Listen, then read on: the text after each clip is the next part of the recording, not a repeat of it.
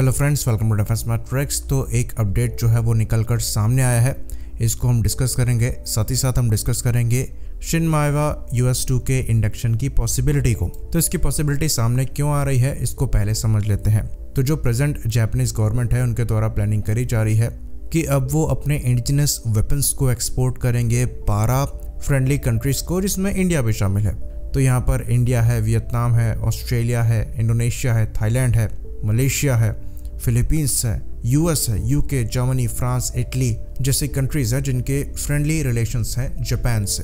तो जापान ने अपने एक्सपोर्ट कंट्रोल रेगुलेशन में बदलाव किए हैं और अपने लीथल वेपन्स जो हैं वो अब इन कंट्रियों को बेच सकते हैं। तो जापान के साथ कोलैबोरेशन की पॉसिबिलिटी भी यहाँ पर खुल जाती है, क्योंकि उनके खुद के नेक्स्ट जनरेशन वेपन सिस्टम्स को डेवलप करने के प्रोजेक्ट्स चल रहे हैं। तो इस पर हम काफ़ी विस्तार से बात करेंगे, लेकिन इससे पहले अपने प्रमोशनल पार्टनर का एक छोटा सा मैसेज जो है वो हम देख लेते हैं।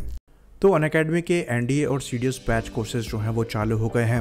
अगस्त NDA 2 के अंतर्गत जो कंप्लीट बैच कोर्स है वो मई 18 से चालू है NDA 2 की प्रिपरेशन के लिए। तो अगर आप NDA की तैयारी कर रहे हैं तो ये बैच कोर्स जो है वो आप ज्वाइन कर सकते हैं। वहीं पर CDS की बात करें तो टारगेट CDS 2 के अंतर्गत जो कंप्लीट बैच कोर्स है वो मई 25 से स्टार्ट होगा। तो अगर आप CDS की तैयारी कर रहे हैं तो target CDS 2 batch course join कर सकते हैं। ये बात आपको बता दें कि यहाँ पर हमारा रेफरल कोड मैट्रिक्स10 यूज़ करने की वजह से 10% डिस्काउंट इंस्टेंट आपको इनके बैच कोर्सेज में मिल जाएगा।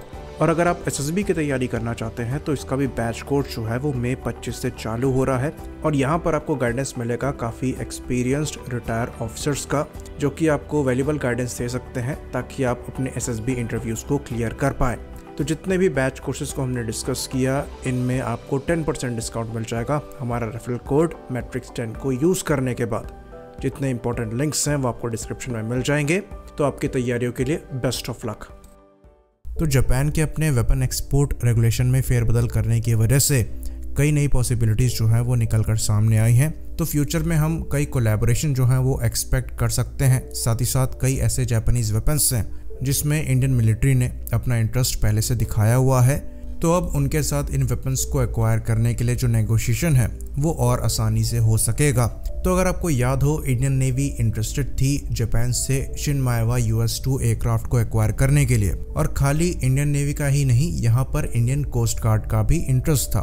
तो पहले शिन माएवा US2 के बारे में हम समझ लेते हैं, उसके बाद समझने की कोशिश करेंगे कि ये प्रोसेस कहाँ ख़त्म हो गया और क्या अब इसकी कोई पॉसिबिलिटी बची है कि हम दोबारा से नेगोशिएशन टेबल पर वापस आएँ और इन एयरक्राफ्ट को इंडिया में ही लोकली किसी तरीके से मैन्युफैक्चर किया जाए। तो शिन माएवा US2 जो है ये एक एम्फीबियस एयरक्राफ्ट है, यानी कि पानी में लैंड कर सकता है। और ये 2007 से ही जापानीज नेवी की सर्विस में है और काफ़ी कम नंबर में जापानीज नेवी द्वारा इन्हें ऑपरेट किया जाता है।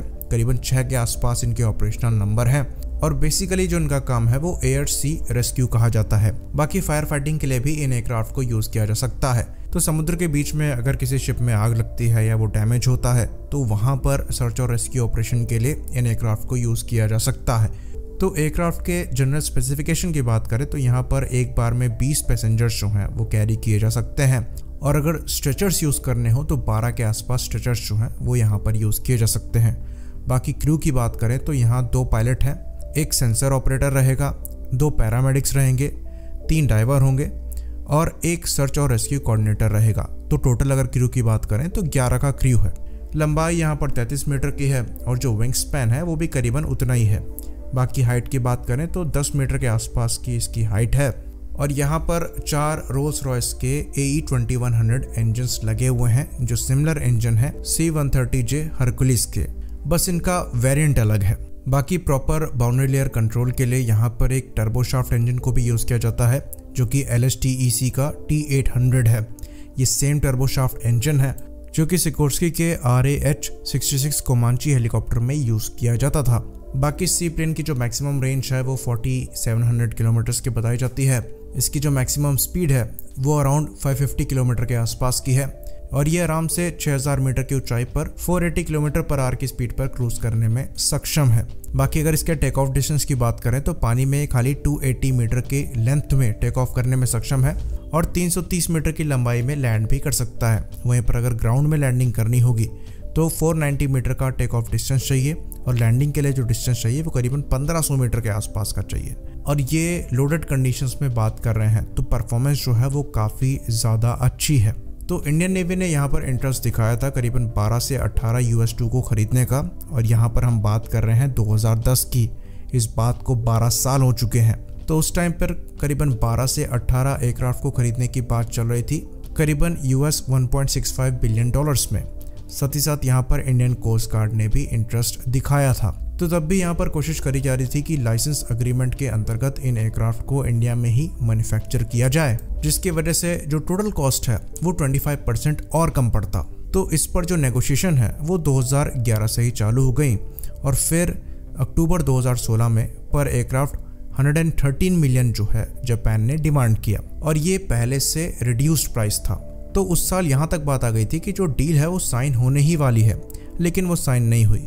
फिर 2018 में एक और अपडेट आया जहाँ पर जापान के इंडिया एम्बेसडर ने ये बताया कि इस डील में जो नेगोशिएशन है वो अभी भी जारी है, और उसी साल शिन मायावा ने एक MOU जो है वो साइन किया महिंद्रा ग्रुप के साथ कि अगर यहाँ पर सेल करी जाती है तो महिंद्रा जो है वो पार्टनर बन सकता है शिन मायावा का। फिर इस पर जो रिपोर्ट्स हैं वो आना बंद हो गई। 2019 में एक अपडेट आया कि इंडियन नेवी जो है वो इन एयरक्राफ्ट को अभी खरीदना नहीं चाहती है, क्योंकि बजट कंस्ट्रेन होने की वजह से नेवी ने एक प्रायोरिटी लिस्ट जो है वो तैयार करी है, और ये जो एयरक्राफ्ट हैं वो प्रायोरिटी में ऊपर नहीं आते हैं। तो यहाँ पर जो मेन रीज़न बताया गया था इस डील को टालने का वो बजट कंस्ट्रेन था, और उस समय ये बात सुनाई दे रही थी कि जो जापानीज गवर्नमेंट है वो फाइनेंशियल ऑप्शंस को लेकर दोबारा से इस पर काम कर सकती है, ताकि इंडियन नेवी को इन एयरक्राफ्ट को परचेज करने में आसानी हो। तो इस पर इंडियन नेवी का रिस्पॉन्स ये था कि उन्हें अभी तक कोई प्रपोजल नहीं आया है, लेकिन अब जब सिचुएशन चेंज हुई है तो हो सकता है जापान एग्रेसिवली कोशिश करे अपने इन एयरक्राफ्ट को इंडियन नेवी को बेचने के लिए। बाकी सबमरीन्स को लेकर भी यहाँ पर बात हो सकती है, क्योंकि जापान द्वारा पहले भी पार्टिसिपेशन किया गया था प्रोजेक्ट 75I के अंतर्गत जो सबमरीन इंडिया में बननी थी उनके लिए। बाद में दूसरी कंट्रियों की तरह जापान ने भी यहाँ से विड्रॉ कर लिया था। तो पॉसिबिलिटी हो सकती है फ्यूचर कोलैबोरेशन के लिए। जैसा कि हम जानते हैं जापान दुनिया की पहली ऐसी कंट्री है जिन्होंने lithium ion battery powered submarine को अपनी सर्विस में इंडक्ट किया है। यहाँ पर हम ओरियो क्लास की सबमरीन की बात कर रहे हैं, तो यहाँ पर कोलैबोरेशन की अच्छी पॉसिबिलिटी है। तो लिथियम आयन बैटरी की टेक्नोलॉजी को लेकर जो कोलैबोरेशन है इंडिया और जापान का हो ही सकता है। साथ ही साथ जो उनकी लेटेस्ट टाइगर क्लास की सबमरीन है उसके लिए जो उन्होंने टेक्नोलॉजीज डेवलप करी हैं इसको लेकर भी कोलैबोरेशन हो सकता है, जो कि एक्चुअली काफ़ी एडवांस कन्वेंशनल सबमरीन्स हैं। तो बहुत ज़रूरी है कि हम अपने डिफेंस पार्टनर्स का विस्तार करें और अपनी डिपेंडेबिलिटी जो है वो एक ही पार्टनर पर ना रखें। जापान सालों से इंडिया का एक काफ़ी रिलायबल पार्टनर रहा है। अब वक्त आ गया है कि डिफेंस में भी इनको रिलायबल पार्टनर बनाया जाए और इस अपॉर्चुनिटी का फ़ायदा उठाया जाए। आई होप इन्फॉर्मेशन क्लियर हो। इसी बात पर हम इस वीडियो को ख़त्म करेंगे। लाइक करिए, सब्सक्राइब करिए। जय हिंद।